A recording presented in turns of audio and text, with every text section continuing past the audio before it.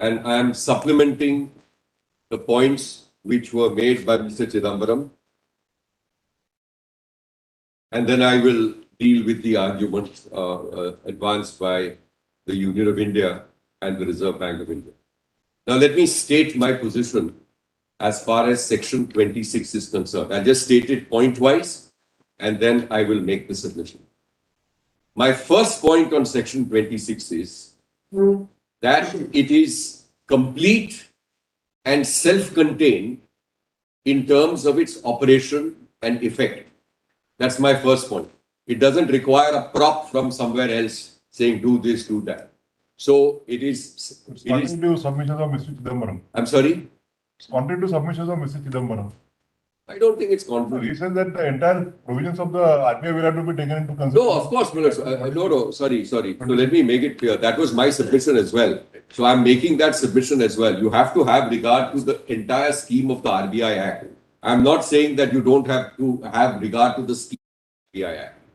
My submission is in this context that 26(2) is, let me put it differently, is an administrative power. First, please note that. It's an exercise of executive functions and it is under 26(2). So I am not for a moment suggesting that you rip out 26 and don't read it with the other provisions of the RBI Act. Please read them all together. But it doesn't require a prop or a handle or some sort of action outside the executive action contemplated under 26(2) to be complete in all respects. According to you, for interpreting Section 26(2), yes, no other external aid is necessary. No, that's not my point. I am arguing exactly the contrary. But now let me just restate the point. For interpreting Section 26(2), I'll make myself very clear. Please have regard to the scheme of the entire Act, the Reserve Bank of India Act, and in particular, the provisions under central banking functions in Chapter 3. And we read those out to the court. We read out 20, 21, 22, 23, etc. and explained the entire scheme. So, on interpretation, my submission is that with regard to interpretation of this provision, please have regard to all, the entire provisions, the preamble, and put all the provisions of the Act and read them in the context of the statutory provisions. That's on interpretation. Now I'm on the working of 26(2). I am on the working of 26(2). So my first point is, it is an executive action alone. What is contemplated in terms of recommendation and decision by the central government is executive action. So that's the point. I'm also supplementing that point by saying, since it is self-contained in its working, not self-contained in its interpretation. Since it's self-contained in its working, it does not require a prop of legislative support or action outside the operation of the RBI Act. It doesn't require something extra or something else. So this is the next point. Now please see 26(1) and 2, and then I'll just make my further submissions. In 26(1), there are two concepts. Two distinct concepts in 26(1). The first concept is shall be legal tender. That's the concept which you will find in the marginal note, legal tender of character of notes. And in the first part of 26(1), you will find every bank note shall be legal tender. That is one legal concept or facet. The second legal concept in 26(1) is shall be guaranteed by the central government. So there's a central government guarantee. That is completely different from legal tender, because legal tender is the concept of it can be exchanged for value, etc. It is backed by statute. But that the central government is going to guarantee that, the sovereign assurance, is a second legal concept in 26(1). So this is as far as 26(1) is concerned. Now I'll come to 26(2) and then go back to 1. On the recommendation of the central board of the central government, may by notification in the Gazette of India declare that with effect from such date as may be specified in the notification, any series of banknotes of any denomination shall cease to be legal tender, save at such office or agency of the bank, and to such extent as may be specified in the notification. So now I'm answering the question which Justice Nagaratna raised earlier on. My submission is a recommendation by the central board is a condition precedent. That's my submission. It is a necessary requirement for the exercise of power under 26(2). If there is no recommendation, then 26(2), according to us, on an aspect of interpretation, cannot be exercised at all. So it's a precondition. If there's no recommendation, you cannot operate under this provision. That's one element. The second question asked to us was, can the central government proceed contrary to the recommendation? The answer in my respectful submission is yes. The Reserve Bank of India may say that, look, we require 86% or 90% demonetization. Central board recommends it. And the central government says nothing doing. We think this is going to be too onerous, too drastic. Look at your own governors, what they have said in the past. This never works for black money abolition, etc. We reject your recommendation. So the central government holds the trumps. It is the central government decision. The power of the Reserve Bank of India is only to recommend, but there must be a recommendation. This is the scheme. Now take a situation where, examine the situation immediately after 8th of November, 9th of November, 10th of November, right till 30th of December 2016. Now what am I focusing on? I am now focusing on the second part of 26(1). And I am focusing on this because I am seeking to explain the scheme which I don't believe has been correctly put forward by the Union of India or the RBI. On the 9th of November 2011, the question I asked myself is, was the central government guarantee alive? The answer is yes. Was it alive on the 10th of November, 11th of November, and so on till the 30th of December? The answer is yes. So the central government's guarantee under 26(1), it ceased to be legal tender, the first part. That happened immediately on 8th of November. But the central government guarantee subsisted. Now, right from 8th of November till the 31st or the 30th of December 2016, there was no question of enforcing this guarantee. No question of enforcing this guarantee. Why? Because the government had a scheme by which you could exchange for value. So the government was good to its guarantee. It was good to its guarantee because it said that, look, I have guaranteed it. You come through this scheme. Yes, initially 4,000 rupees per day. That's all right. That was just in terms of the mechanics. But my guarantee remains intact. So please recall that the guarantee remained throughout, right till the statute, which we will deal with subsequently. So that concept remained. Now, supposing there were no statute, the 2017 Act, 2016 Ordinance. If there were no statute, the guarantee would have remained. Continued. It would have continued. The guarantee would have continued, which would have meant,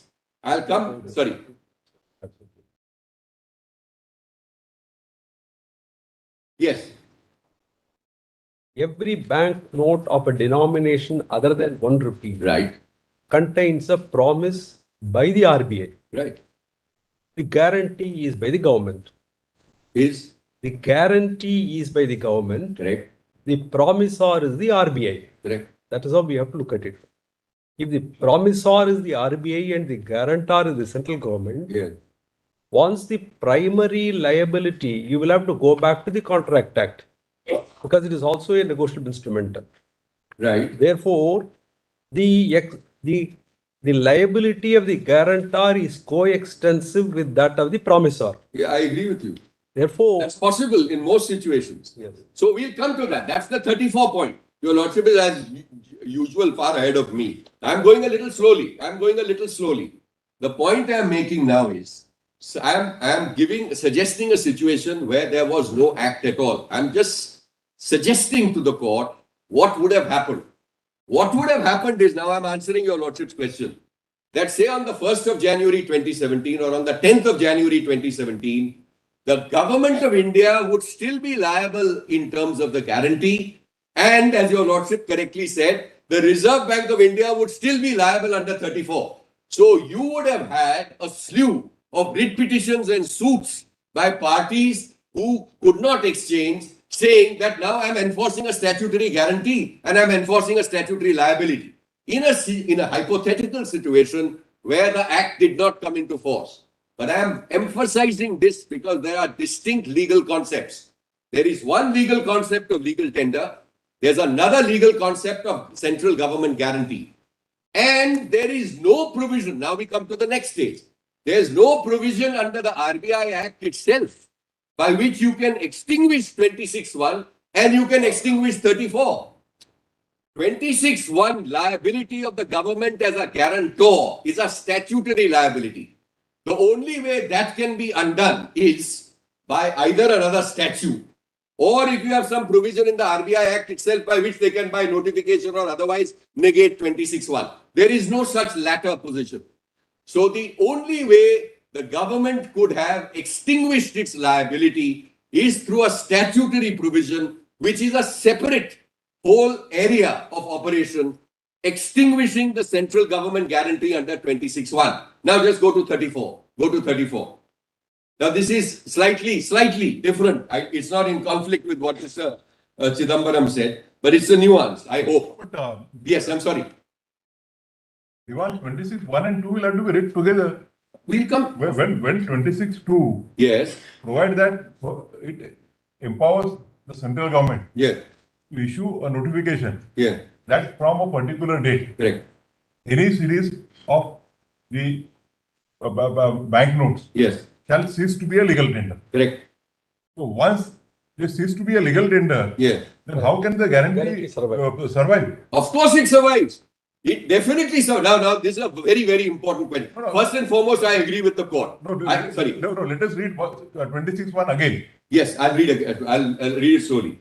Subject to the provisions of subsection 2, every banknote shall be legal tender at any place in India in payment or on account for the amount expressed therein and shall be guaranteed by the central government. May I also read two? Once it ceases to be a legal tender, Yes. how can the guarantee still survive? Correct. So now that's very important.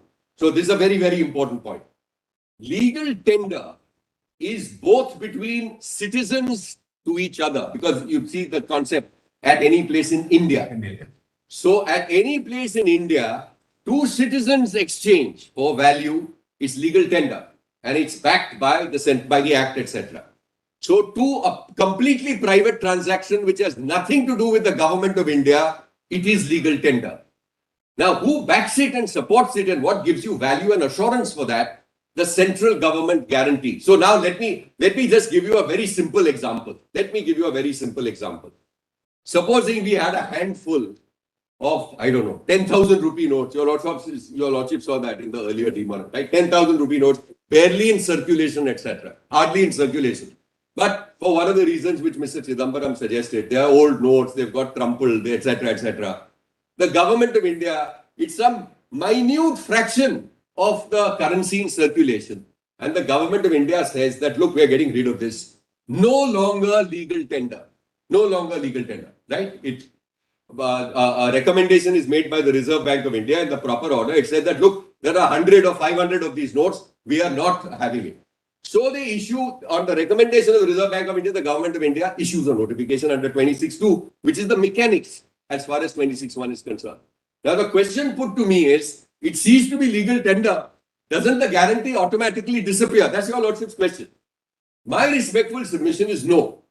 In the hypothetical situation which I've given you, the central government or parliament may say, or the government will say, we don't need to extinguish central government liability. Because look, there are 500 such notes which are in circulation across the country. Whenever they come to the Reserve Bank of India counter, we will exchange it. 1 year from now, 10 years from now, 25 years from now. The guarantee of the central government has remained, and in discharge of its obligations as a guarantor, 5 years from now of that notional date, we will accept the note because the guarantee is alive. The guarantee has a corresponding duty. If you go to a writ court or you file a suit, the government of India will be duty bound to honor that commitment. So please, my lords, it's a distinct concept. Legal tender is in all inter partes transactions, whether or not involving the central government.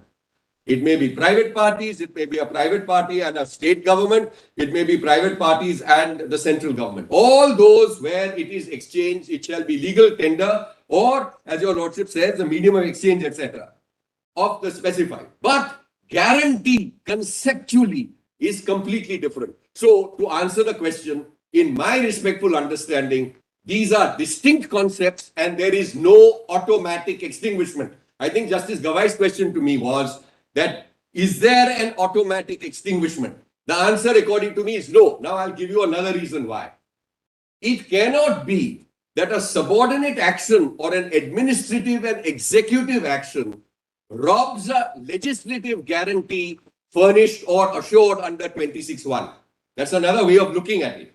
It ought not to be. 26(1) is a statutory guarantee in terms of a parliamentary statute. That cannot be diminished by an executive action, howsoever wholesome it might be.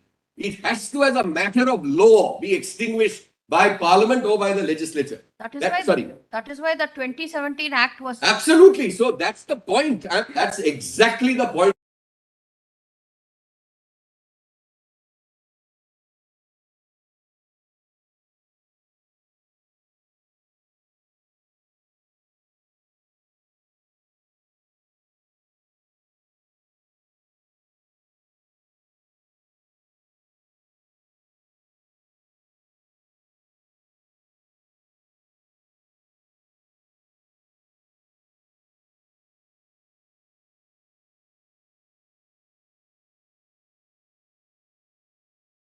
Your argument will not hold good. It will hold good. It will Let not. us see. Let us get Yes, the yes. contract. See, once the promise gets extinguished, Yeah. the guarantee also gets extinguished. The promise doesn't get extinguished. No, the legal tender.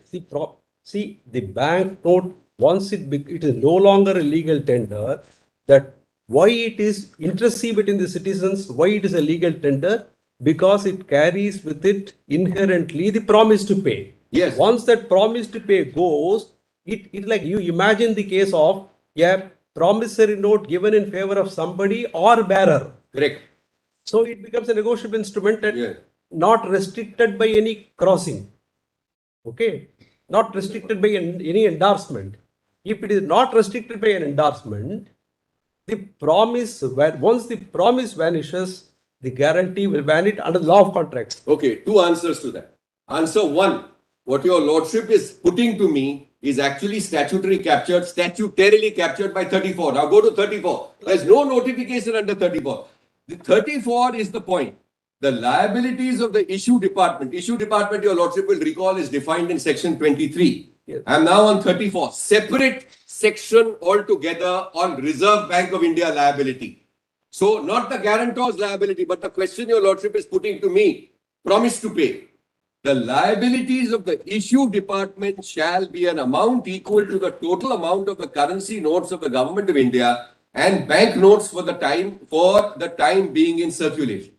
This is a distinct liability, nothing to do with the central government. This is the liability conceptually of the Reserve Bank of India. Sorry. 34 argument is different from your first argument. We are No, I agree talking with- about the It first is. argument. You're right. I That's agree. what- So my suggestion is, now let me just meet the points which your lordships have put to me. The question is, will a guarantor continue to remain liable if the primary or the principal, whatever, the promissor, or the promissor is discharged? That's the question. Now let me tell your lordships, there are two levels of argument. The first is, this scheme departs to the extent that it does because it's a statutory scheme. So you're right that as far as the general contract law is concerned, there may be. But we have two special provisions. One is 26, which statutorily says that and shall be guaranteed by the central government. So that and shall be guaranteed is a statutory liability imposed on the central government. One. The second is that this statutory liability, even if the note disappears, even if the note is no longer legal currency, will still remain. Because what's the point of the guarantor? So let's take an example. I'm sorry. 26(1) contains two components, as you rightly believe. I believe so. We are agreeing with you. The first component is that it is a legal tender. Correct. And the next component, there is a conjunction and. Yes. So long as it is a legal tender and it is guaranteed. That is how you have to read it. But I think, I'll tell your lordships why that may not be, that's not the understanding of the government. I mean, but that doesn't mean we can both be This wrong. was never argued. So No, we can both be wrong. You are saying that is not the. The in The internet also, government did not have an opportunity to answer this. So where is the question of government? No, they've answered it. The reason I am rejoining to this is because the answers. No, this submission is Just a second. This submission is coming for the first time. No, it's not Rejoinder. coming for the first time, my lords. Can you just sit down now or go out? Mr. Diwan, Yeah. this submission that even if it's this to be a legal tender, still it is guaranteed, is coming for the first time in the rejoinder. It is not, my lords. It is. It's. I'm sorry, I have made the- I'm sorry because all of us have taken elaborate notes. Anyway, I realized. We are not stopping you to make that Yeah, argument. very well. I'm grateful. My objection is only to the statement that the government has not replied to it. No, okay, very well. So, Manoj, I'll deal with it. the government did not have an opportunity to Please give them whatever opportunity is required. And I'm going to place the government stand on this aspect also very shortly. That is why I requested that the Attorney General submissions be placed.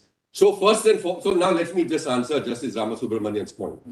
The issue which is now being raised is that look, and shall be guaranteed by the central government must be or ought to be read as coextensive with so long as it is legal tender. That's a possible That's view. the prima facie. Yes, prima facie view. Now, I would respectfully submit that I would suggest to the court that please depart from this. Why? Please consider or revisit your prima facie view. Now, why am I suggesting that? The reason I am suggesting that is that ordinarily a statutory a notification by an executive authority, if you agree with me, of course, your lordship may say that this is 26(2) is also legislative in nature. That's a separate issue. If it is an executive function under our schema cannot override and trump a legislative mandate provided by Parliament. So if you have a legislative mandate shall be guaranteed by the central government, it shall remain so. One. Number two, Parliament so understood. How did it understand? It understood it in the manner I am submitting. Parliament, not only in the past in 78, etc., but even now, has so understood that the 26(1) liability continues to subsist and has to be extinguished by statute. That, as your lordship correctly put to me, was the necessity for bringing in the 2016 ordinance / 2017 Act. One and the same thing. So what you have is a situation where I would respectfully submit statutorily the central government's liability guarantee lingers beyond the extinguishment in terms of a notification under 26(2).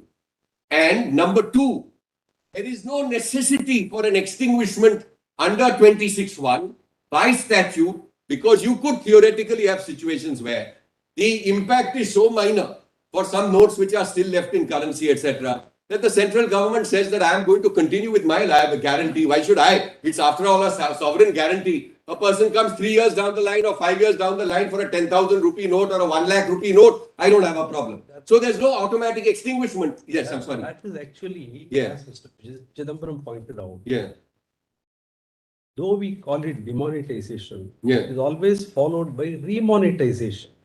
That's the Therefore, physical element. That is how the permission to exchange the Yeah. demonetized currency is on account of the remonetization. Therefore, it is not as though the primary liability vanished, but the guarantee continued. Therefore, their exchanging is not the question. It was because of the remonetization that, in fact, in internet we have considered that this currency is actually a negotiable instrument. It is. Therefore, if it is a negotiable instrument which can be But superadded provisions of statute, the Reserve Bank of India Act. 34 stands on a different footing. But 26(1) you are reading, we are not. Anyway, your lordships have followed my But point. in any case, Another Yeah. way, in any case, on 30th of December 2016, it is that guarantee extinguished. Correct. So that supports me. So I'm coming to that. The point I'm making just now is let us understand the statute. There are distinct concepts. Your lordships may accept, reject. That's up to the court. There are distinct concepts of legal tender.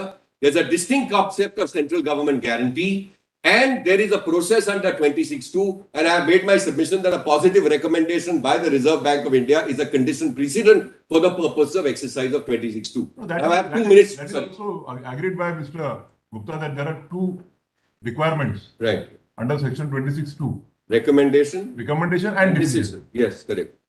And if both, but if there is no sorry. So there doesn't appear to be a quarrel on that there has to be a twin requirement under section 26(2).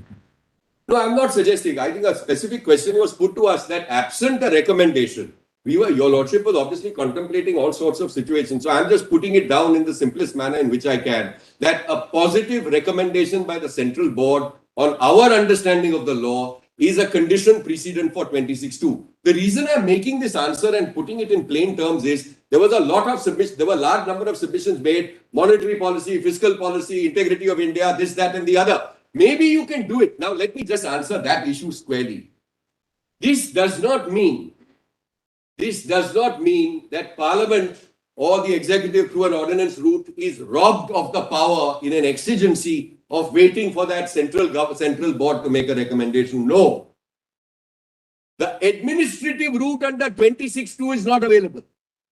The ordinance route or the parliamentary route for the purposes of abolishing may always be available in an exigency. Please understand, my submission is 26(2) is purely administrative action. Purely administrative action, 2 stages. Positive recommendation, action by the central government. Even a positive recommendation by the Reserve Bank of India may be rejected by the central government, and they may say, sorry, nothing doing, we don't approve of this. Your own Reserve Bank of India governors in the past have said this is a worthless measure, we are rejecting it. Fair enough, that can be done. But that doesn't mean Parliament is helpless or government is helpless. In an exigency, they have recourse to the legislative route, which can be either through a parliamentary statute or it can be through an emergency ordinance, which your lordships are aware of. Now, the last point on 34. 34 is a separate and distinct liability. Now I'm reading 26, and this is imposing a liability on the issue department of RBI. So, therefore, I said, but for that act/ordinance, you would have had actions filed against RBI and the government that, look, your period is over now. Your period for the purposes of exchange is over, but you still have a live outstanding guarantee and statutory liability. I am therefore suing you on that basis to get rid of that point, which is a legislative liability, not on the basis of legal tender. Legislative obligation, they required the act. So I'll just go to the act in a moment. So the point I'm making is the legislation ordinance of 2016/2017 Act was necessary for not to give a cloak or a veneer of legality to 26(2). 26(2) is self-contained. It operates fully and completely at an administrative field. But there were still 2 things left. What were those 2 things? Guarantee under 26(1), liability under 34. 2 distinct legal concepts. And I would urge your lordships, much tempting as it is, let's keep aside the Contract Act for a moment and be guided by statute and the plain language of the statute. That's how people act on the strength of the currency. Our currencies have value. When I go and hand over a 50 rupee note and someone accepts it, it has guarantee, not because both of us are flipping through the Contract Act. It's because there's an assurance from the Reserve Bank of India statutorily and the Government of India as a guarantor that a person will accept my 50 rupee note, not the knowledge of the Contract Act. So I would commend to the court, despite your prima facie view, please revisit the consequences of importing. I think Contract Act is a wonderful place to start. I think it is foundational for understanding it. But eventually it's going to be, how does this statute play out? That's what I commend. Now just have a look at the Act. For this, I take you to that compilation. So the Act is at 2 places. Otherwise, there was no need to make the 2017 Act if it was. Absolutely right. Absolutely right. And fortunately for me,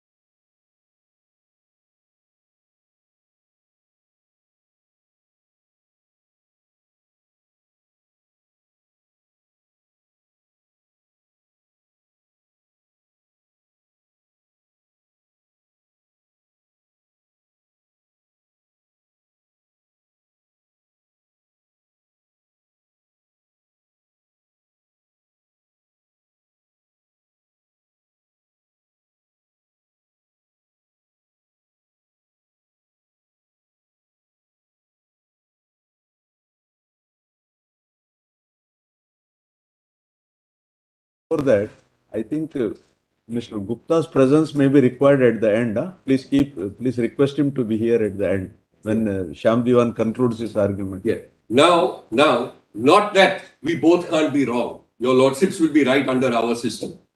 But this is what the government of India says on affidavit dated 16th of November 2022. I'm reading paragraph 11. So let's see their stand, let's see my stand. The notification SO 3407E itself, however, did not extinguish the liability of RBI under subsection 1 of section 34 or that of the central government under subsection 1 of section 26. For the cessation of those liabilities, the 2017 Act was enacted by Parliament. So I'm not saying we both can't be wrong on this, but this is our position which supports the prima facie. I'm sorry. Assuming you are right for a moment. And they on this point. Assuming you are right on this point. In any case, the ordinance has come on 30th. So we are coming to that. That's what After 30th, in any case, it has ceased to be either having a guarantee or a status of a legal tender. all right. So And in any case, even by the 2016 notification, there was a period till 31st of December for exchanging it. okay. So What turns on this? so that's important. So two things turn on it. So first of all, the reason we are making this, emphasizing this submission is for clarity because your lordships are laying down the law. So let's understand it. And now let us see, because I'm going to deal with the Attorney General submissions in a moment. Now take up the Act of 20. So now I'm answering the question. No, is it your argument that Yes. even after 30th of December 2016, Yeah. still the guarantee of the Government of India persists to exist? So we see that according to me on a construction, yes, because they themselves say so, up till the extended grace period dates. So I'm coming to that. So now take up the Act, please. It's in my compilation volume 1. Now I'm done with the RBI statute. Now I'm pinpointing and answering your lordship's question. We have seen that the Government of India's affidavit supports me on this limited point that by itself it did not extinguish the guarantee under 26(1) or 34, which is why the ordinance was necessary. Now, sorry, You are relying on their affidavit dated? I'm not relying on it, but I'm referring to You are it. referring to it. Sorry. Yes, yes. It's 2016. It's filed on 16th November 2022. It's an affidavit filed on behalf of the Union of India in Vivek Narayan Sharma. and it's paragraph 11, first three lines. So yes, One question to you. yeah. According to you, on what date it ceases to have what is that legal guarantee? In What date? 31st December 2016. Because coming to that. That is the expiry date in that notification. No, not in the notification. So now let me just answer that. According to you. Yes, so let me just say. I'll answer that straight in two sentences. First sentence, the notification did not extinguish liability either under 26(1) or 34. First sentence. Second sentence, that happened by virtue of the 2016 Ordinance / 2017 Act, Section 3. So this is a two-sentence answer. Let me just repeat that. The notification by itself of 8th of November did not touch upon 26(1).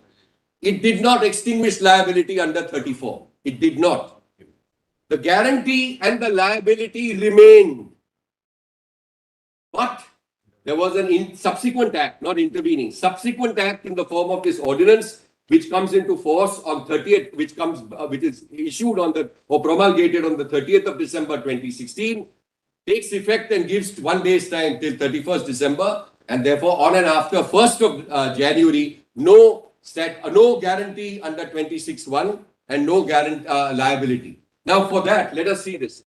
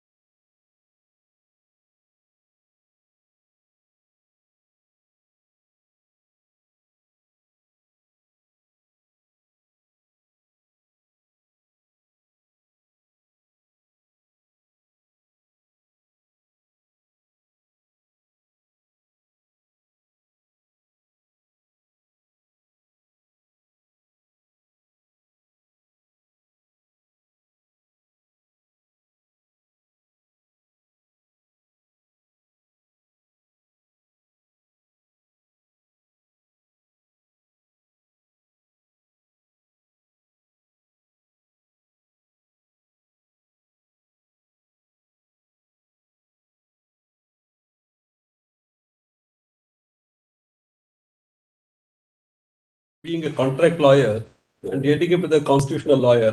So if you start as a constitutional lawyer, you don't like contract. If you start as a contract lawyer, you don't like constitution. There's one third sentence which I have to also supply because I'll to complete the answer. On 8th of November 2016, it forthwith ceased to be legal tender. That I should have mentioned. What is the, sorry, please repeat. Sorry, the effect of the notification was that the specified notes immediately ceased to be legal tender. So under 26(1), the seizure to be legal tender was immediate and instantaneous the moment that statutory notification was issued. However, the cessation of liabilities did not happen instantly, but happened eventually on the 31st of December 2016, not because of the notification, but because of the ordinance. So I come to, I hope I made myself clear. I'm attempting to answer Justice Nazeer's question. What happened on 8th November? By virtue of the notification, legal tender, we're going back to 26(1). Every banknote shall be legal tender. That stopped. It stopped being legal tender under 26(1) immediately.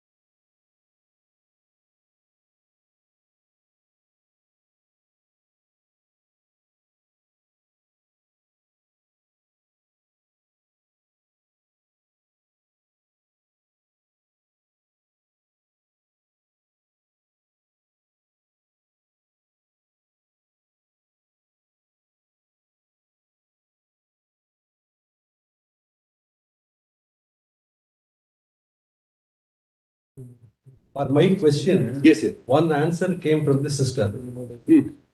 That is, if there was automatic extinguishment of guarantee, Yeah. where is the necessity for an act was the answer to my question which came from the bench. But then another question is, in 1946, Ordinance 3 of 1946, there was the first demonetization which happened through statute. So once a statute has come, there is no necessity for a second action, correct? It depends on the terms of the statute, but I fully agree with you. I But, also said that. Then why did section 26 capital A was introduced by an act of 62 of 1956, reiterating that why is there a second statute? 26(a), Yes, 26 capital A. notwithstanding anything. Therefore, contained in 26, you no can't banknote. ignore the fundamental concept of this liability of the guarantor being coextensive with that of the principal debtor cannot be, that you can't go against the most fundamental principle. You All may right, have so- other arguments, No, but then No, let me suggest, sorry. Let me intervene. I didn't mean what my learned senior brother meant.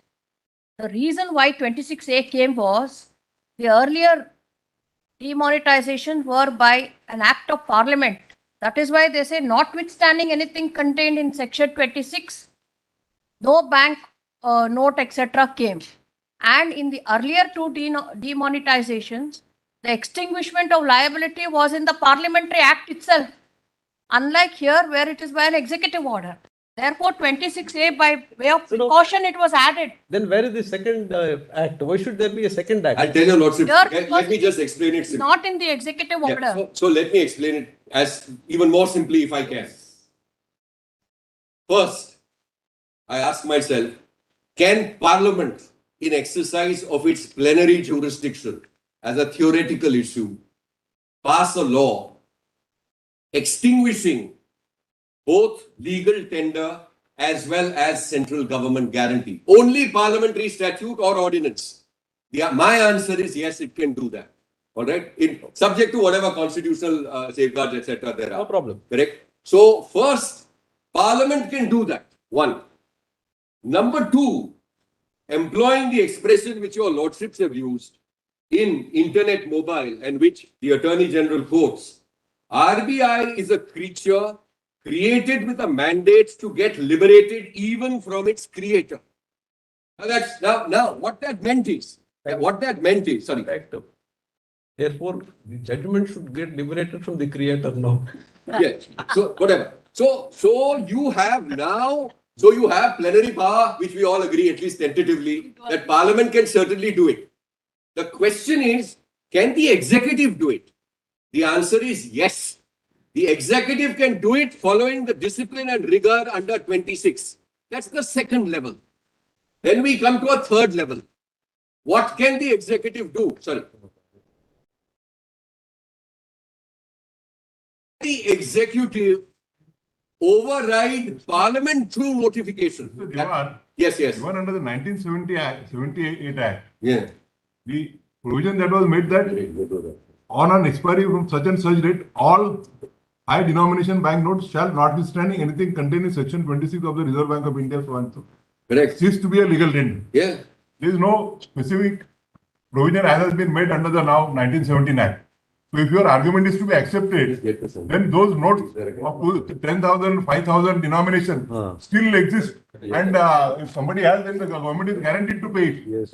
If the argument is to be accepted, it will have to stay to that. No, maybe we'll see that. I'll examine that and I'll come back to your lordships on that. But now, fortunately for me, not only does the union government say it on affidavit, but in any case, what turns on it? so we'll come to that in a bit. We'll come to that. But now let us see what the ordinance says. Let's see what the ordinance says now. So I am requesting your lordships now to take the ordinance. Please, that's at page 38 of my compilation 1. We are looking at the ordinance, not the act. The act is in same terms, but the ordinance came first.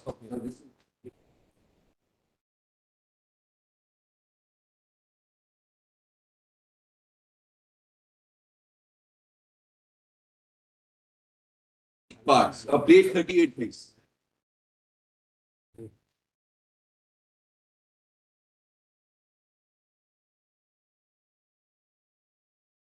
Parts of the preamble.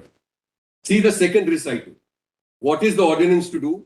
An ordinance to provide for the cessation of liabilities on the specified banknotes and for matters connected therewith. So this is their view. They may be wrong, of course, but this is the target, the object, to seize the liabilities on the specified banknote. That's the objective. Now see the last recital on the same page, page 38. And whereas, not it is desirable, whereas it is necessary to have clarity and finality to the liabilities of the Reserve Bank of India and the central government arising from such banknotes which have ceased to be legal tender on the basis of the said notifications. So it's very, very, very clear. There's a reference to the notifications of 8th of November 2016 in the second recital. Therefore, you have this particular ordinance. Now look at section 3 or ordinance clause 3. Yes, your lordships also had a question to me with regard to when it shall come into force. So please just see that the ordinance comes into force on 31st December 2016. Much turns on this, and appointed date means 31st day of December 2016.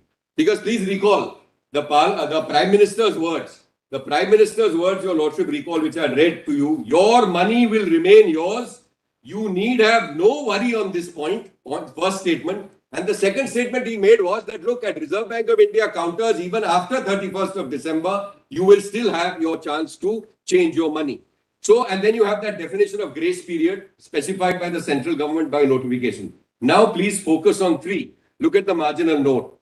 Specified banknotes to cease to be liability of Reserve Bank or central government, both. Now, let us see. On and from the appointed day, notwithstanding anything contained in the RBI Act or any other law for the time being in force, the specified banknotes which have ceased to be legal tender. First concept, ceased to be legal tender. In view of the notification of the government in the Ministry of Finance, 8th November 2016, issued under subsection 2 of 26 of the Reserve Bank of India Act, shall cease to be liabilities of the Reserve Bank under 34 and shall cease to have the guarantee of the central government under subsection 1 of section 26 of the Act. So this is the extinguishment. And this is with effect from 31st of December. Absolutely. So till 31st of December, till 31st December, their liability remained. So I'm answering the question. Their liability remained in, the concept is twofold. One, as your lordship correctly puts, 31st December. But then you recall there's also a grace period concept in the statute itself. So that liability and the guarantee may extend to the grace period in notified situations. But the important point is the one which you make, namely that on and from 31st of December, what happens because of the statute? Has it ceased to be legal tender because of the statute? No, that has already happened on the 8th of November. What has happened by this is not executive. This is statutory in the sense legislative, ordinance, sorry, legislative and something further and in addition. What I'm trying to emphasize is this is not the same thing which has already happened. 26(2) notification, which is the procedure and the mechanics, and which they say was followed, etc. We say not followed, that's a separate argument. That extinguished the legal tender.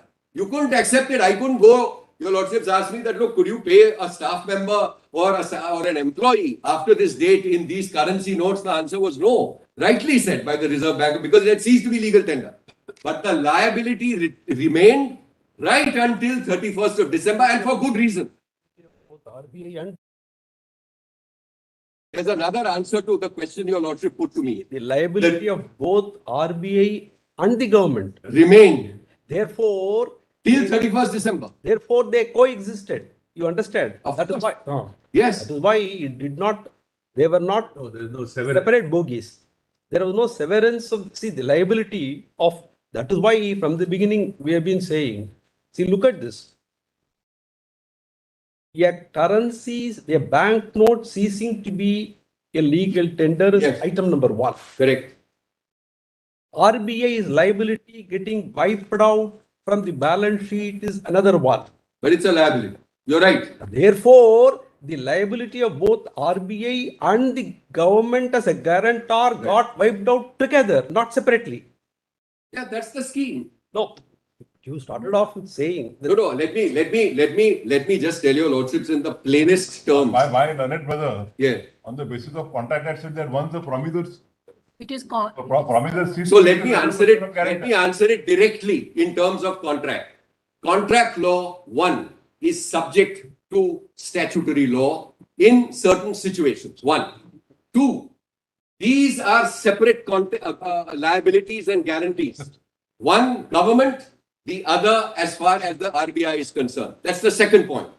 Parliament could very well choose to extinguish both together. But that does not mean that they, in an appropriate or other case, may choose to do it differently or distinctly. Please don't rob Parliament of that power.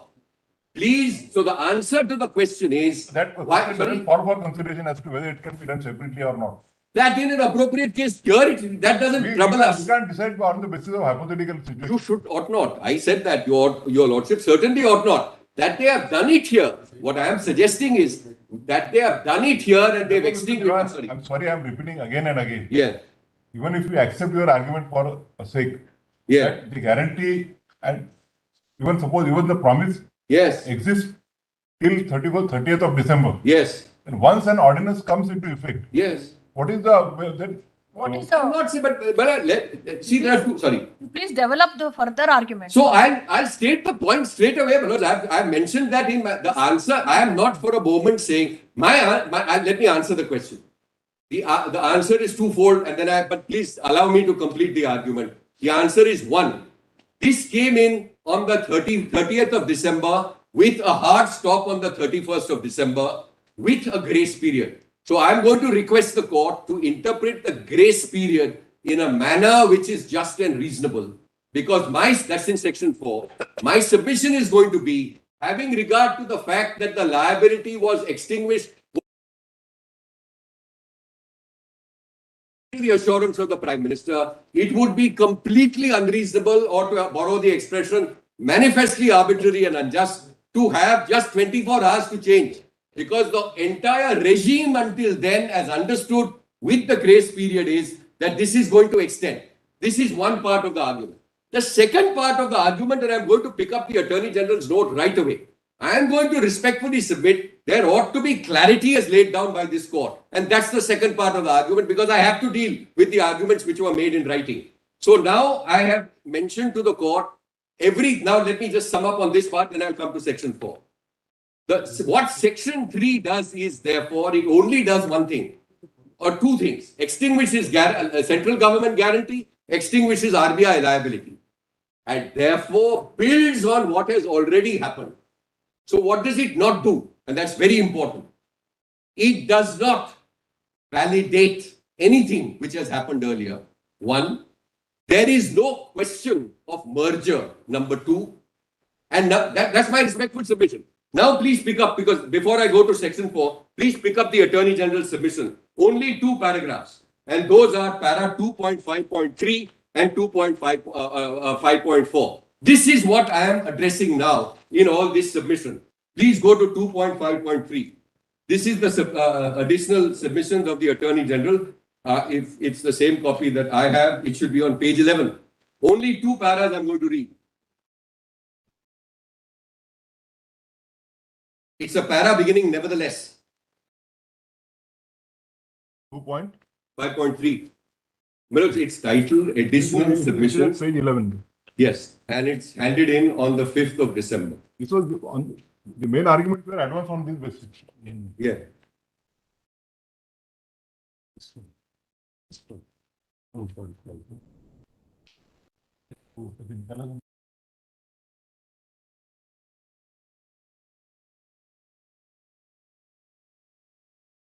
Your Lordship have it? Correct. So now let's read it. Nevertheless, the submissions advanced by the petitioners carry no weight, insofar as they fail to appreciate that even in the present case, the government exercise of powers under 26(2) has been incorporated by reference. Please mark that. First legal concept, incorporated by reference into the specified Banknote Cessation of Liabilities Act 2017, and therefore the same was effectively been validated by an act of parliament as well. So this is the second legal concept in this one sentence, 2.5.3. Incorporated by reference, validated into an act of parliament. 2.5.4. The notification of 8th November 2016 has been affirmatively referred to in section 3. By such affirmation, Parliament can be said to have taken into account the notification and its implementation scheme. As a result, since the notification has, now this is the third concept, merged in the parliamentary law, it has ceased to exist independent of legal instrument. It has ceased to exist as an independent legal instrument. It must be taken that regardless of any issue relating to the exercise of power under section 26(2), the decision to withdraw existing series of certain denominations from legal tender must be treated as a parliamentary plenary declaration. So there are 5 concepts, maybe there are more. Incorporation by reference, validation, merger, cease to exist. The notification itself has ceased to exist as a legal instrument, and parliamentary plenary declaration. Now I am going to respectfully submit very quickly that each one of these is incorrect in my respectful submission. First of all, I would respectfully submit that this is muddling up all sorts of legal concepts which can't be muddled up in these 2 sentences. So let me specify. First concept, incorporation by reference.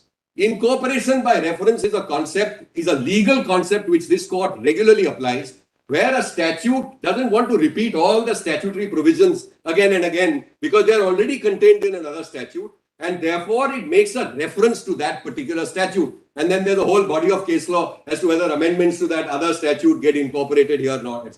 That is the concept of incorporation by reference. Here there is no incorporation by reference. There is certainly a reference to the other notification which was in the executive realm.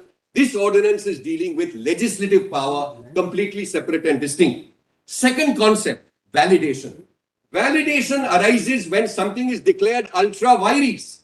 It may be ultra vires for a variety of reasons. There's no concept, no court had said that this is ultra vires. No one at that point of time requiring validation. In any case, 26(2) is an executive power, doesn't confer any authority on parliament. There's no question of validation. So that's my second answer.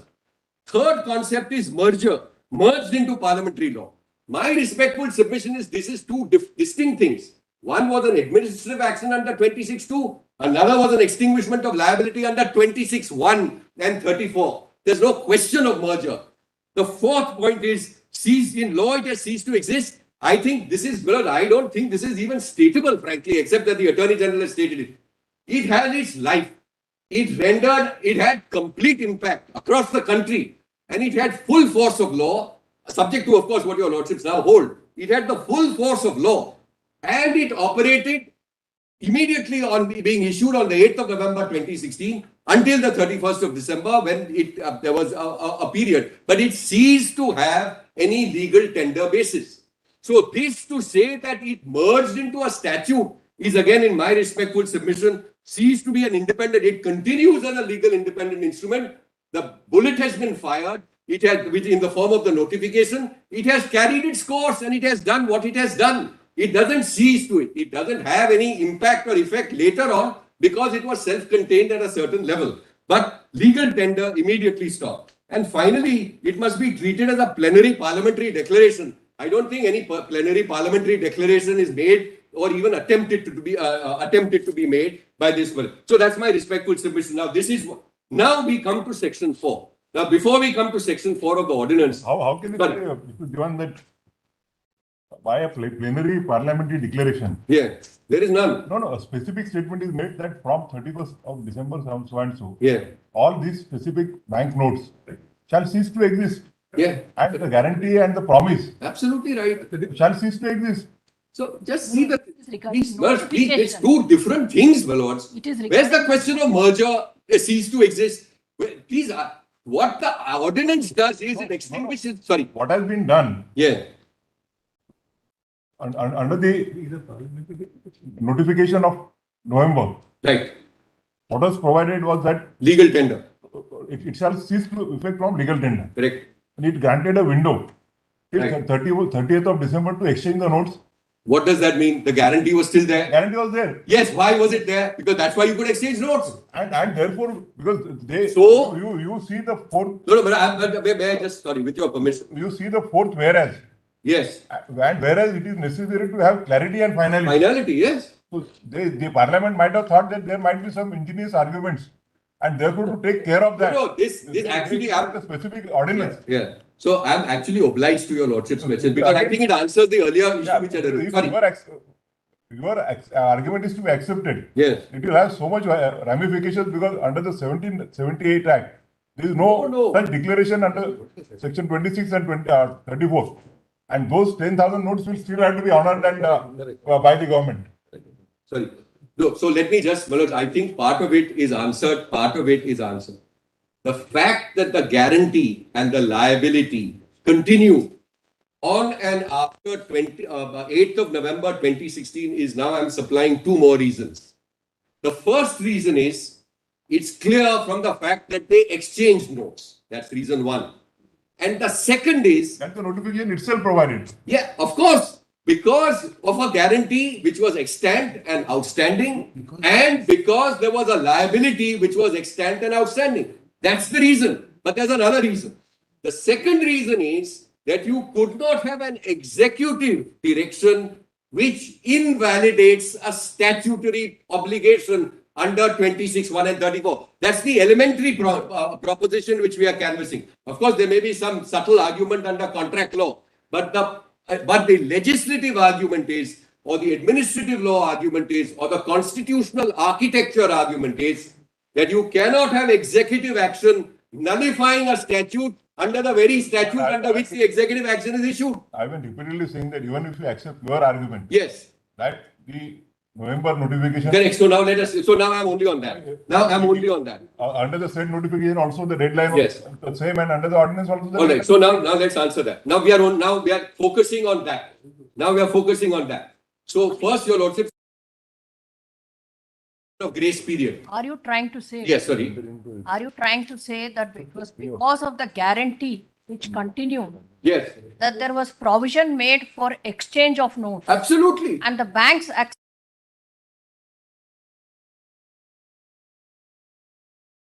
Absolutely. see, they ultimately, because the banks accepted the notes which ceased to be legal tender and they gave valid notes, the new notes. Otherwise, the banks had no duty to exchange the notes which the central government had said had ceased to be legal tender. That is absolutely my point. My point is that the guarantee and the liability continue. The provision for exchange is a continuation of the guarantee. Absolutely. The guarantee is extinguished. You may say that. No, That is my very submission. Manoj, let's be clear. Manoj. provision for exchange. Yes, sorry. In the notification. The provision for exchange is a Yes. continuation of the primary liability itself, not Yes. just the extent of the guarantee. Government guarantee, No, the liability, the RBI itself continues. 34. Therefore, the notification did not extinguish the liability. 8/11/2016. Could not. Because they said the window is open for exchange. Unless, if suppose the liability is wiped out on 8/11, they can't re-exchange the notes. Therefore, that is the reason why the liability continued. Legal tender also only ceased to exist. Correct. Correct. The liability, otherwise they would not have. Not just the accepted- guarantee, not just the guarantee, accepted but the bank- liability. The Not bank. just the I guarantee. am in 100% agreement with the observation made that on and after 8 November, according to me, the liability continued, the guarantee also continued, both continued. Eventually, as Justice Gavai has correctly pointed out, extinguished on 31st December 2016, subject to judicial review by this court. But that is the scheme which was followed. So that is why, because I'm obliged for that question, the reason why they were obliged, apart from being in terms of the notification itself, there was an outstanding statutory notification. Your lordships have noticed my point. Being an executive, that sort of the tail card.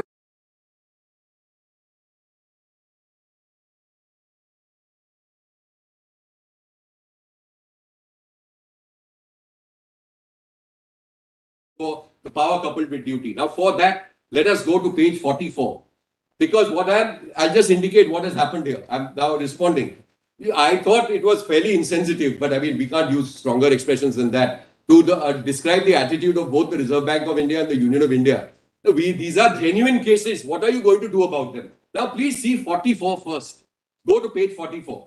Now, this is what they do on 30th December 2016. Now, I am relying on a part of this notification. And I am going to show your lordships 2-3 ways out. If we are right. Please go, same compilation 1. Please go directly to 44. Now, just see the first part. In exercise of powers conferred under clause B of subsection 1 of section 2, read with clause 1 of subsection 1 of section 4 of the specified notes, that's ordinance, the central government hereby specifies in respect of citizens of India referred to in clause so and so of the set. So this is issued by the Ministry of Finance. Please note that this is not an RBI notification. It's a Ministry of Finance, Government of India notification. Now see this, I am quite happy with A, who is a resident of India. So they are specifying the grace period, who is a resident of India for the period ending 31st day of March 2017. And B, who is not a resident of India. This is what covers me. A period of 30th day of June 2017 as the grace period for the purpose of the said ordinance. Now, so far, I am in a very happy situation because it's still the 30th of June 2017. I'm in a KYC account. I've got the money, this, that, and the other. There's no problem at all. All right. This is one aspect. Now they have a proviso. So there are 2 ways of reading this proviso. First, let me read it and then make the submission. Provided that the amount in the specified notes rendered does not exceed the amount specified under Regulation 3 or Regulation 8 of Reserve Bank of the FEMA dated 29 December 2015, made under provisions of the Foreign Exchange Management Act and the conditions specified therein are complied with. Correct? This is the proviso. Now, first submission. This proviso can only apply to people who during that period were out of the country. That's one. I am not there. I was sorry, it can only be applied, my mistake. It can only apply to people who carried currency out of the country, and who were away. The proviso, well, let's see, please see, who is resident in India for a period ending 31st day of 27 and who is not resident 30th June 2017. So I am saying, let us go by this part of it. It will be enough. It gives me relief. There's no problem. Because I landed well before 30th of June 2017. In February itself, I tendered my money in one case where, so there is no problem. And insofar as for people who are out of India, correct? So there's no problem. Now, what is the effect of the proviso? The proviso restricts it to someone who carried an amount abroad and brought it back. Now, I was not in that category. My money was lying in India. So therefore, the proviso has no application. So this is one way your lordships can grant relief to citizens who had left the money in India and were away from the country during that period. What is the method? The proviso does not apply to people who had left the money in India. That will give a huge amount of relief to people such as myself, people such as who Mr. Rao was representing, etc. Sorry. What would be the mechanism? No, it's No, to find out that those non-resident Indians had genuinely kept the money when they were traveling out. so they have to be satisfied. That will be on a case-to-case basis. The notification are for two classes. Yeah. Insofar as the persons who are residents in India, there is no such restriction. There is. No. If there is subsequently it is clarified No, we'll come to that. Your Lordship is right. There is that clarification which I'll deal with for separately. resident India. Yes. There is no limit. Yeah, There is no requirement for declaration. correct. Then the proviso is applicable only those persons who are NRIs. Right, so how? So if what about an NRI who has left it in India? Well, I mean, that's like, can you imagine what a huge group of people that is? Well, even NRIs don't have a NRI, restriction. sorry? Even NRIs don't have a restriction up to 31st of December. The rest First December, we are talking about grace period. Then Mr. Diwan said that for asking them to return at before 31st of December. is unreasonable, manifestly arbitrary. and Yes, it is manifest or extraordinarily cold-hearted. Where, Maybe the tickets would have costed them more than Millard, 1.5 lakhs. Millard, what was he doing for these 2 months when the notification said that he will get this opportunity only till 30th? Can he say that he can It's an enforce? astonishing submission. Can he say that It he? is the most callous submission on behalf Millard, of RBI. merely To using make the word submissions callous like will this. not help. Atmosphere outside is quite pleasant. And polluted. So according to him, Yes. this has to be linked with right to life. Right to Millard, he has the right to live with dignity, and Yes. therefore he is not expected to come back for this party 1.6 lakhs when the tickets itself would have costed him more than that. Millard, No, it's much more. Actually, it's much more than that. I will explain that to you. he has come back in February. He could have come back in November. Millard, the question is whether no opportunity was given to him or not. We have noted your argument yesterday that till 31st of December, Yes. everybody had opportunity to do away with everything. Everything. Now, let me just deal with this argument right away. This is a wrong submission on facts which is made because until the 30th of, so please note this now. Till 30th. Until 30th of December, the assurance given by the Reserve Bank of India and the Prime Minister of India, no less, was that you will have an opportunity even past that date. And I'm going to point that out. Millard, And we it's have- only on 30th of This December they argument said has that to the be- hard stop on 31st December. Is that reasonable? We'll permit you to address because Millard, this is a rejoinder. Millard, it is very difficult for me, Millard, to collect all this material and give it to your lordship today. So I'm, Millard, the ones which are obviously incorrect, Millard, please permit me to point out. The notification said that exchange will be permitted only up to 30th December. So this argument that Reserve Bank said that he will get after 30th December, that the Prime Minister said that he will get after 30th of December, all this is, Millard, irrelevant. The notification, which is the law, said 30th December. He knew that. When did that notification come? Millard, 8th of November, this is the first notification. Oh, you're referring to. First notification. No, there was another notification of 30th of December. No, that. Yes, I'm coming to that. I'm sorry, Millard, that is 30th, what you are reading. Huh? 30th December, Millard, is grace period notification. Grace period. But Millard, there is a primary notification which gave them the right to exchange whatever they wanted to. And Millard, the answer to your lordship's question as to why would banks honor after Millard 8th of November is because the notification said they will honor.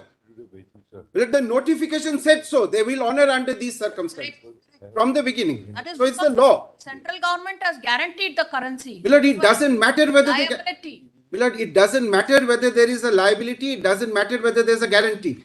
The notification says, Gupta, since some new points have come, we'll Yes. grant you some- all right, very well. Now let's just get rid of this point because I mean I find it in plain English, but anyway, go to page 27. Let's just answer this point. Just go to page 27.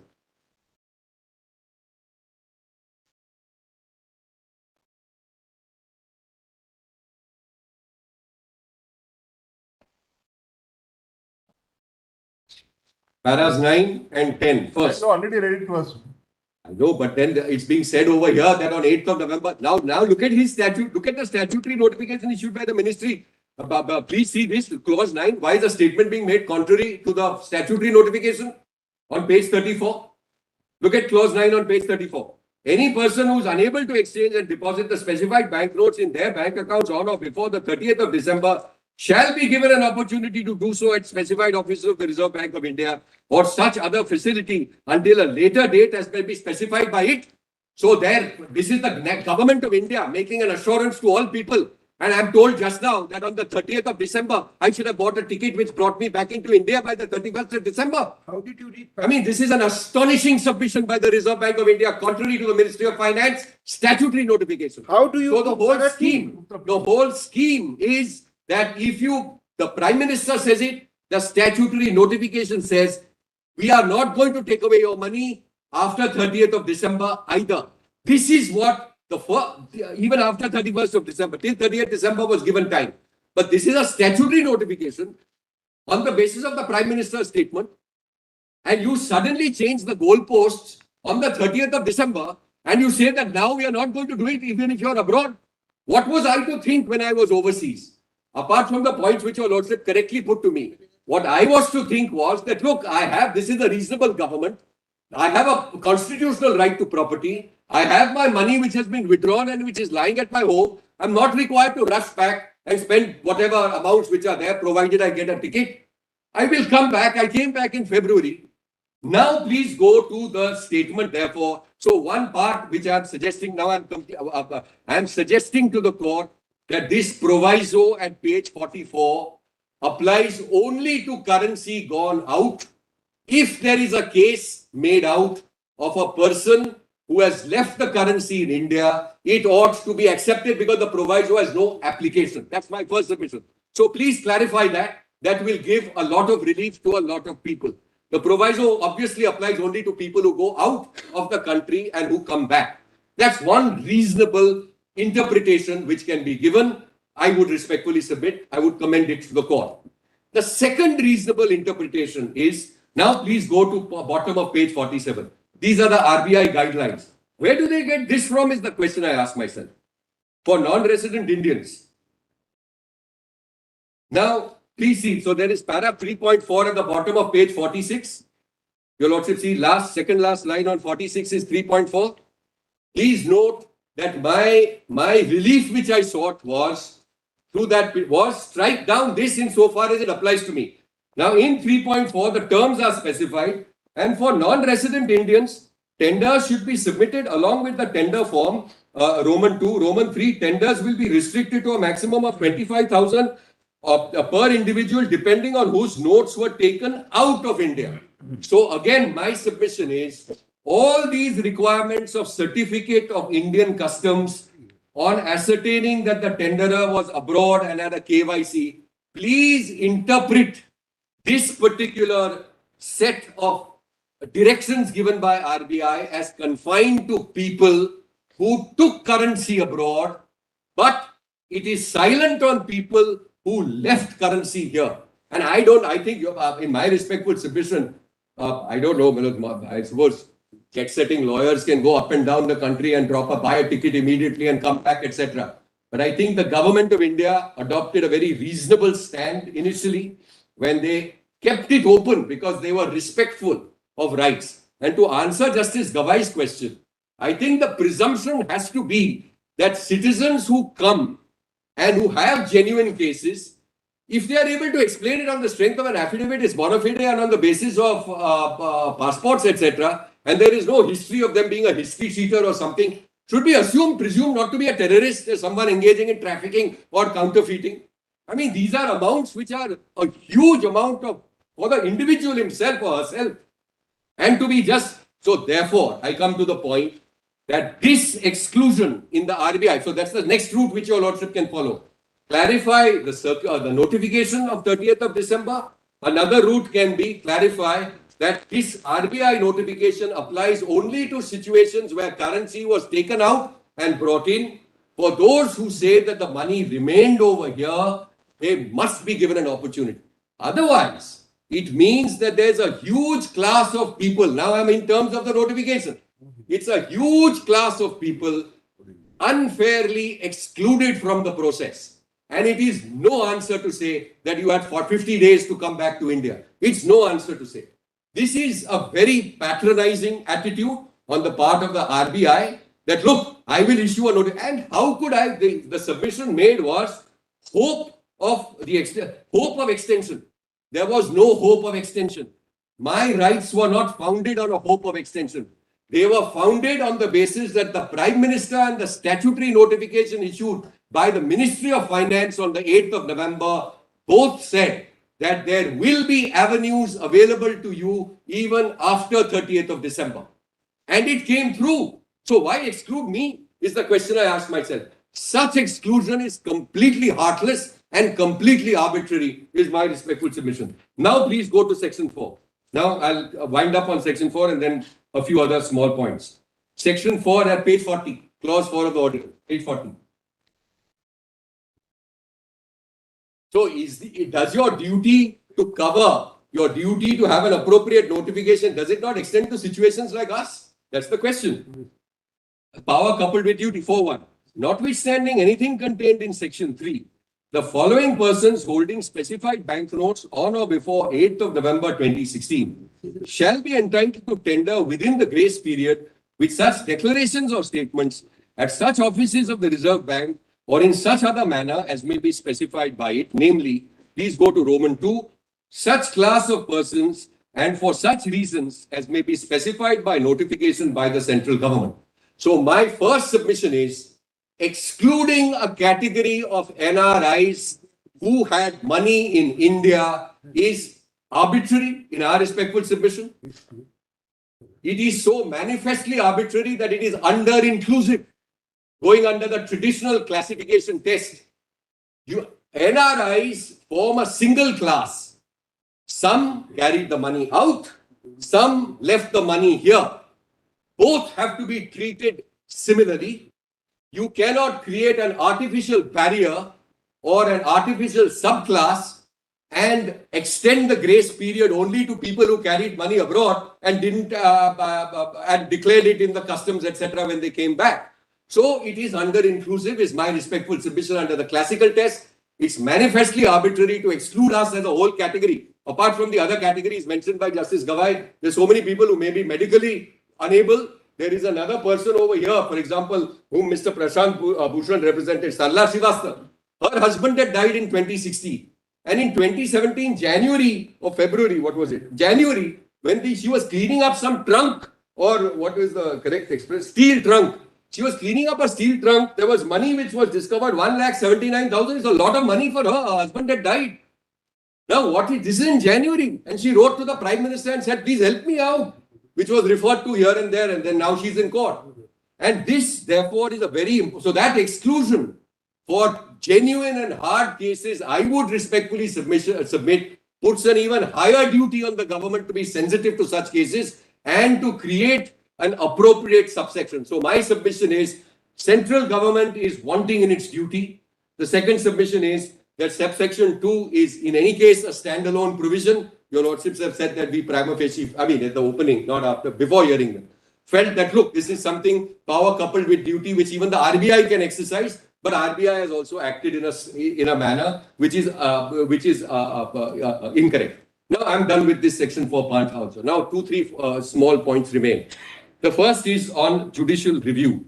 And I want, so I'll just sum it up. There appears to us to be a yawning gap of persons not covered, a huge gap. I've indicated 2 or 3 situations. There ought to be at least some broad categories to capture genuine cases such as this. So one part of the argument is yawning gap. The second part of the argument is, in any case, grace period has been extended to all NRIs till 30th June. Why deny it to me just because I kept my money here? That's the second broad argument. Now I'm on judicial review. Judicial review, your Lordships know, have been held to be part of our basic structure of our constitution. There's a whole bunch of series of Supreme Court constitution bench judgments on this point. Now, what's the issue over here? Judicial review is being disabled at 2 levels, and I would respectfully submit you please, your lordships will have the time to reflect on it and to decide what the correct course of action is. Just take a hypothetical situation. I'm not saying this is the situation here. Supposing under 26(2), the government had handed over minutes and agenda notes and notice and recommendation. And in this hypothetical situation, supposing all four of them were blank sheets of paper, what would the court say?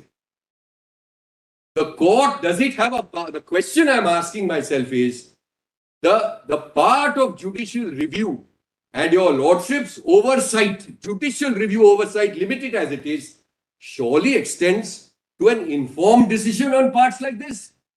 And an informed decision can be arrived at on an issue like this in exercise of your power of judicial review. The request is, don't diminish the court by allowing them to keep these documents, which are not some high security documents. They are administrative documents. They must be they ought to be disclosed. They ought to be perused by the court. Why? Because it reduces and diminishes the power of judicial review. So please consider that facet as well. And I would be greatly obliged. I think the part on guardrails and to lay down defining parameters is an aspect which survives apart from individual cases like mine, where there may be 1,62,000. I believe it's an imperative. We are way past the stage where you can have some diktat issued by some ruler or something like that and say that what I say is final. No, it is subject to being reasonable, fair and just, whether it is statutory or otherwise under our constitutional scheme. So how is this power of judicial review to be exercised unless these basic documents are made available to the court? So I would respectfully implore the court that please also, as far as guardrails are concerned, and what are the parameters, whatever appropriate expression your lordship would like to use, please use it. The other element is on the question of academic. Your lordship correctly said that your lordship yesterday itself, in the course of Mr. Chidambaram's submission, said that the Bomai case is surely an answer to a situation like that. But there's a useful passage in, the Attorney General referred to a New York Court of Appeals judgment of 25th of September 1877. One of the judgments cited was a New York Court of Appeals, 25th September 1877, in the People versus Amos Clark. And it had a very good line. And I think the reason why the Attorney General probably submitted this was to show the importance of this principle, which was laid down in this 1877 judgment, and how it ought to commend itself to the court. The test laid down by the New York Court of Appeals was, can effectual judgment be rendered? And I believe effectual judgment can be rendered on the overall parameters and on individual cases such as those which have come for the court. So this issue is far from academic. My final point, so it's not moot as has been suggested. Now my final point is that we have submitted written submissions, which your lordships may take note of. It's a written submission on behalf of the applicant. The title has Malvinder Singh in it. It's a fairly detailed set of documents. These were prepared at a certain level before the arguments concluded to give our overall. But your lordships have been very kind and indulgent, and I'm very grateful for a very patient hearing. Yeah, you may consider, therefore, there's one aspect, sorry. There's one last aspect which you may consider. And it's really in the exercise of this court's power. It has nothing to do with the state. I'm now not on what their conduct is or what their actions are. I'm on this court. What did this court do? Your lordship recalls that in the opening I had pointed out Justice Kehar's bench had given them a notice that, look, what are you planning to do under Section 4.2?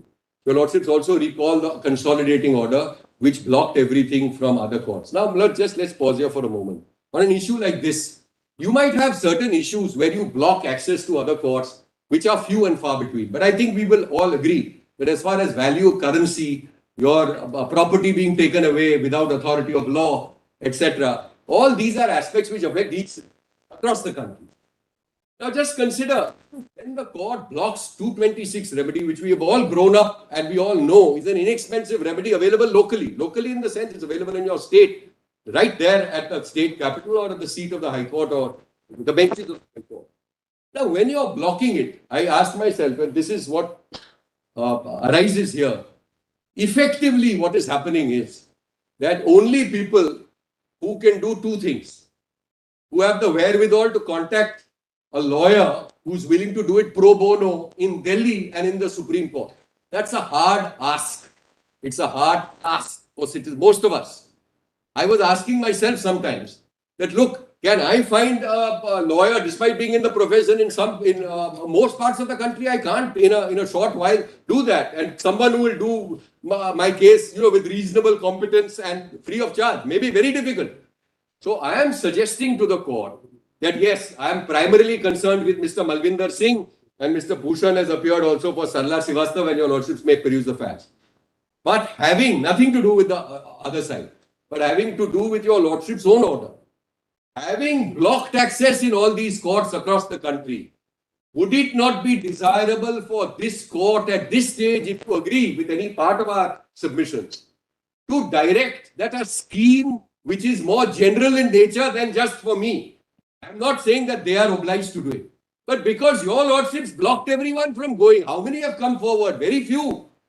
Isn't it now a corresponding duty ex debito justice, if you agree with our submissions or any part of them, that if relief is to be given, it ought not to be only to Malvinder Singh and X or Y or Z, but it may be for a time frame, but more generally, not because the law requires it, but because your lordship's order blocking access elsewhere perhaps requires it. I'm very grateful. Thank you. Yes, where is the party in person?